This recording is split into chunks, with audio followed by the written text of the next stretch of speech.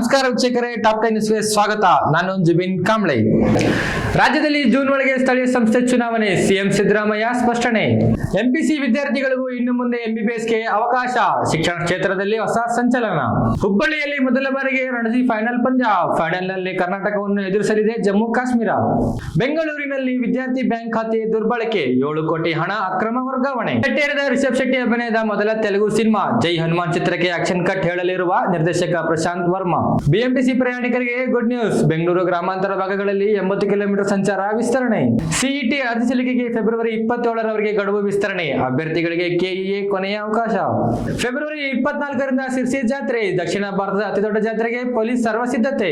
Tata green field plant ಉದ್ಘಾಟನೆ, Tata green field plant ವತಿಯಿಂದ 5,000 ಉದ್ಯೋಗ ಸೃಷ್ಟಿ. ಎಸ್ಎಸ್ಎಲ್ಸಿ ಐಟಿಐ ಪಾಸಾದವರಿಗೆ ಸಿಹಿ ಸುದ್ದಿ, ಭಾರತೀಯ ರೈಲ್ವೆ ಇಲಾಖೆಯಲ್ಲಿ 11,127 ಹುದ್ದೆಗಳಿಗೆ ಅರ್ಜಿ ಆಹ್ವಾನ. ಇದಾಗಿತ್ತು ಇವತ್ತಿನ ಟಾಪ್ 10 ಸುದ್ದಿಗಳು. ಇದೇ ರೀತಿ ಇನ್ನಷ್ಟು ಟಾಪ್ 10 ಸುದ್ದಿಗಳಿಗಾಗಿ ನೋಡ್ತಾ ಇರಿ ಡಾಕ್ಟರ್ ವಿಜಯಶಂಕೇಶ್ವರ್ ಮೀಡಿಯಾ ಸ್ಕೂಲ್, ಯಲ್ಲಾಪುರ.